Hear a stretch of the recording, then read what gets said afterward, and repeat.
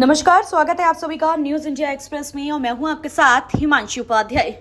Uniform civil code यानी कि UCC, जिसे आप समान नागरिक संहिता के नाम से भी जानते हैं, इस वक्त देश में इसे लेकर खूब बवाल कट रहा है। कोई इसके पक्ष में खड़ा होकर सैकड़ों दलीलें दे रहा है तो कोई इसके विरोध में खड़ा है।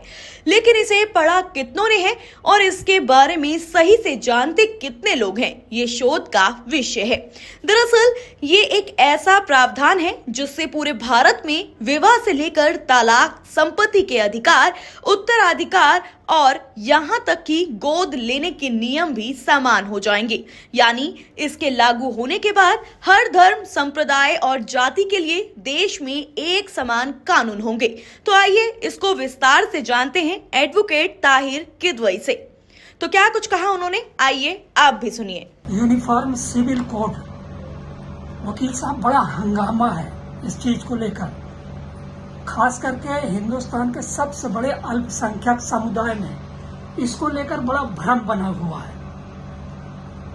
तो हमारे चैनल के माध्यम से मैं जनता को जवाबदेह हूं इस चीज को बताने के लिए कि आखिर जो लोग सोच रहे हैं कि यूसीसी आने के बाद में, समान नागरिक संहिता लागू होने के बाद में उनकी अपनी धार्मिक स्वतंत्रता छीन जाएगी, क्या कहते हैं?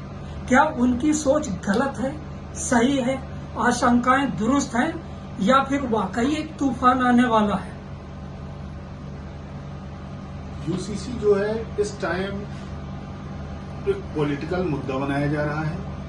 यूसीसी की जरूरत कुछ हद तक है और कुछ हद तक है भी नहीं।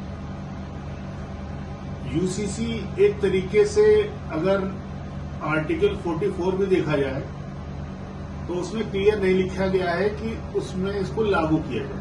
लेकिन आर्टिकल 44 तो प्रयास किया जाए, यूसीसी का समर्थन करता है। नहीं, प्रयास किया जाए, लागू नहीं किया जाए। तो जैसे 1985 में मेंटेनेंस तो सायरा बानो तो वर्सेस तो मोहम्मद अहमद खान में औरतों को मेंटेनेंस नहीं मिलता था, 1985 में लागू हुआ। ऐसे जो हैं उनके बेस पे तो यूसीसी में कुछ अमेंडमेंट किया जा सकता है, लेकिन एक तरीके से कंपलसरी। अब आप ले लीजिए, हिंदू मैरिज एक संस्कार है और मुस्लिम मैरिज एक कॉन्ट्रैक्ट है जी। और अगर आर्टिकल 15, आर्टिकल 25 पढ़ा जाए तो ये तो हो नहीं सकता है कि भाई तो जैसे कोई मुस्लिम नमाज पढ़ रहा है, हिंदू उसी तरीके से पूजा करे। आर्टिकल 15 जो है वो मतलब हर आदमी को धार्मिक आजादी की स्वतंत्रता देता है। जी, शादी, फेस्टिवल, ईद, होली, दीपावली, ये अलग अलग, ये एक तरीके का कल्चर है। हिंदुस्तान में एक ऐसा देश है कि यहाँ हर 100 किलोमीटर 200 किलोमीटर पर लोगों का नेचर चेंज है, लोगों की तो रहने का, उठने का, खाने का, पीने का, सोने का ढंग अलग है, अलग अलग मौसम है। लेकिन तो देखिए, आप बिल्कुल ठीक कहा आपने। ये सरकार है नहीं कि चोरी किया हिंदू ने, वो तो कानून है ही ऑलरेडी सबके लिए एक जैसा है। लेकिन जो यूसीसी है एक परंपरा, हिंदू परंपरा चली आ रही है, तो सिख तो फेरे लेगा नहीं, उनके यहाँ दूसरा कल्चर है जी। हिंदू निकाह नहीं पढ़ाएगा जी, तो क्यों पढ़ाएगा भाई? एक थोपना, एक पॉलिटिकल इशू बन के आ रहा है। अगर इसको यूसीसी को अगर प्रॉपर देखा जाए, मुस्लिमों ने, बहुत से लोगों ने 1%, 0.1% तो 1985 में मेंटेनेंस को लेकर तो मुसलमानों ने आपत्ति करी थी। अभी 3 तलाक खत्म हुआ नहीं हुआ। तो अगर थोड़ा बहुत किसी के रिलीजियस भावनाओं के साथ आर्टिकल 15 और 25 के साथ छेड़छाड़ न की जाए, किसी पे थोपा न जाए कोई कानून, ये नेचुरल लॉ है। आदमी का जैसा नेचर होगा वैसे वो अपना काम करेगा। हिंदू मतलब आपका सुझाव ये है कि जब ये लागू हो तो कम से कम सारे संप्रदाय के लोगों से एक राय लेनी चाहिए इस बारे में कि उनकी धार्मिक भावनाओं को ठेस न पहुंचे। अब मैं आपसे एक चीज पूछना चाहता हूँ, इसके समर्थन में जो लोग बोल रहे हैं वो ये कह रहे हैं, तर्क क्या दे रहे हैं कि देश में सजा के लिए एक संविधान है, क्राइम के लिए एक संविधान है। जब देश एक है, संविधान एक है, तो सारी प्रतिक्रियाएं भी, धार्मिक प्रतिक्रियाएं भी एक होनी चाहिए। इस तर्क में कहाँ तक दम है? देखिए जनाब, ये तो यही हो गया कि आप कश्मीर के बंदे को आप टी शर्ट पहना दीजिए और यहाँ के बंदे को स्वेटर। जो जिसका कल्चर है उसे तो वो अडॉप्ट करेगा। जो हिंदू कल्चर है, हिंदू कल्चर में रह रहा है, उसकी एक परंपरा है। वो जो मुसलमान रह रहा है, उसका एक कल्चर है। हर को पूजा का है। अब कोई तो देवी के सामने पूजा करेगा, ऐसे थोड़ी करेगा।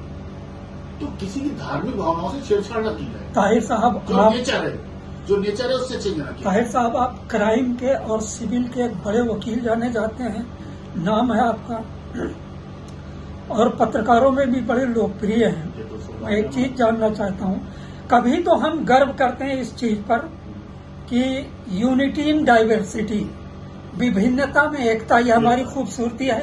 और कभी ये हमारे लिए बड़ी गले की फांस बन जाती है कि नहीं, सबके लिए एक कानून लाया जाए। तो ये कैसे हाँका जाएगा एक ही डंडे से सबको? तो नहीं किया जा सकता। आप इसके पक्ष में हैं या नहीं है? सीधा सवाल। सीधा सवाल ये है कि जो अभी लागू थोपा जा रहा है, मैं इसके खिलाफ हूँ। खिलाफ आप चाहते हैं कि इसके बारे में अच्छी तरह से लोगों अच्छी से, तरीके से, जो हमारे, देखिए, एक संस्कार होता है, एक धर्म होता है। जो धार्मिक हमारे पुरोहित बैठे हैं, मुल्ला जी बैठे हुए हैं और बैठे, इनसे राय ली जाए। अमेंडमेंट की जरूरत नहीं है। 22वां लॉ कमीशन ने इस चीज का प्रावधान किया था कि हर संप्रदाय के प्रबुद्ध लोगों से और उन संस्थाओं से, जो मुस्लिम संस्थाएं, सिख संस्थाएं, धार्मिक, उनसे अच्छी तरह से राय मशविरा लेने के बाद में ये मसौदा संसद के सामने पटल पर लाया जाएगा। समर्थन में है इस चीज के? ये तो आप चाहते पूरी तरीके से, पूरी तरीके में, आंशिक रूप से, क्योंकि अगर ये तो नेचुरल है ही नहीं, ये नेचर के अगेंस्ट काम हो रहा है यूसीसी। तो देखा आपने कि एडवोकेट ताहिर किदवई ने क्या कहा। साथ ही ताहिर जी का कहना है कि ये सब एक पॉलिटिकल प्रोपेगेंडा है और वो यूसीसी का समर्थन नहीं करते। आपको बता दें कि एक रिपोर्ट के मुताबिक पहली बार यूनिफॉर्म सिविल कोड यानी समान नागरिक संहिता का जिक्र 1835 में ब्रिटिश सरकार की एक रिपोर्ट में किया गया था।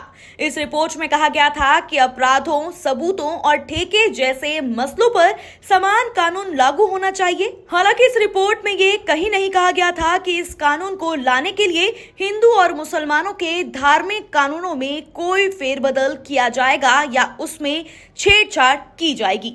तो क्या है यूसीसी, आप समझ गए होंगे और आपकी राय क्या है, हमें कमेंट करके जरूर बताएं। धन्यवाद।